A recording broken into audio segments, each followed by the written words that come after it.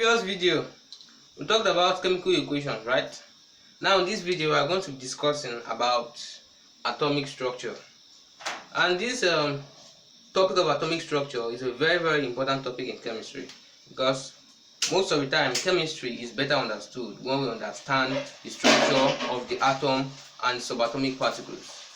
The first thing, we'll be talking about neutrons, we're talking about protons, we're talking about electrons, which are the three basic subatomic particles in atomic structure.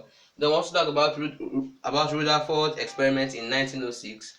We'll also talk about isotopes. So that's where we'll round up this episode. So first of all, let's talk about protons. Now basically, and we have different subatomic particles, three subatomic particles that were discovered, and as at now we still have these three. These three are electrons, protons, and neutrons. As I stated earlier, electrons, if we put a table of charge against mass, and I will put for electrons, we'll put for neutrons and protons. So electrons have a charge of -1 relative to the proton, which has a charge of +1. But the neutron is neutral, just as its name implies. Neutron, it is neutral. Then when we talk about mass, the electron has a mass of 1/1840 relative to the mass of proton, which is 1 unit, and then the mass of the neutron is 1 unit. So the electron has a negative charge of -1, has a mass of 1/1840. Neutron has a charge of neutron is neutral, has no charge, and then it has a mass of 1 unit. Then proton has a charge of +1, +1, and then has a mass of 1. So those are the three atomic particles we usually understand in atomic structure. So now let's move on to Rutherford's experiment. Now in 1906, Rutherford performed an experiment to verify the subatomic structure.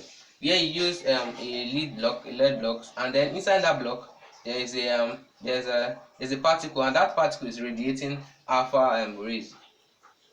Then there's a place where they pass through this armature, and then they go to a gold leaf. So yes, they pass through this armature, and this armature consists of a thin gold leaf. So let me magnify.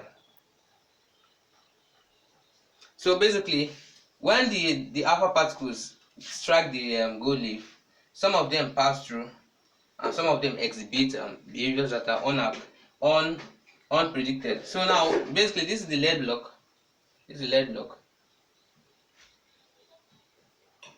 And this is the particle. So this particle is radiating the alpha particles.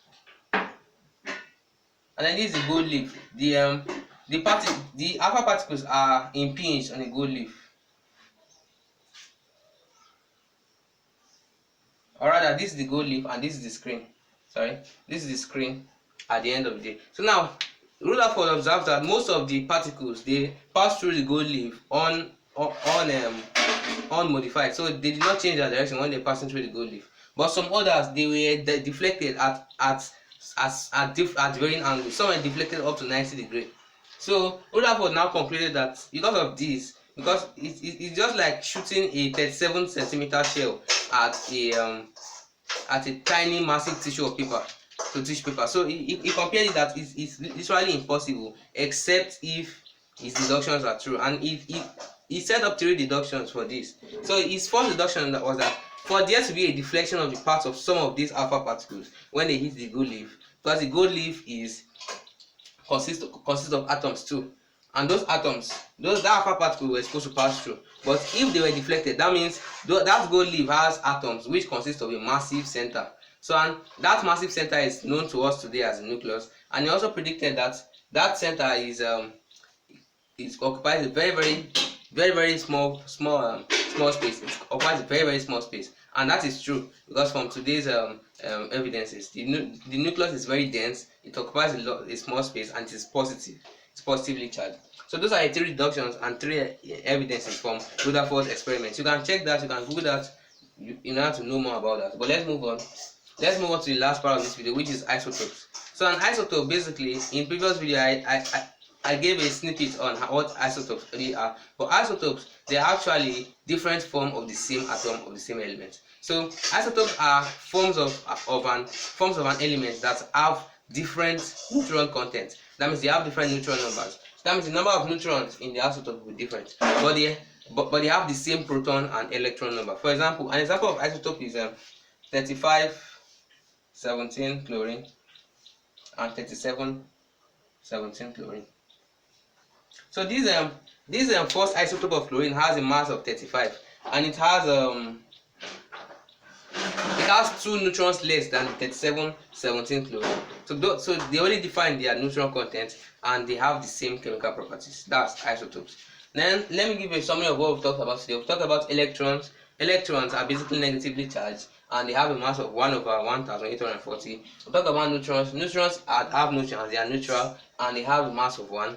Then we'll talk about protons. Protons are positively charged and they have a mass of 1. Then we'll talk about Rutherford experiment, where you put a lead block and then you put a lead block and then you put a particle which was emitting thin rays that passes through a gold leaf, and then those rays are impinged on a zinc sulfide screen. So and then some of the particles exhibited behavior that was unusual. So he finally led to 3 conclusions: that the nucleus is dense, positive, and occupies a small space. So and then lastly, we'll talk about isotopes, which are basically forms of an element with different neutron contents. Thank you for watching.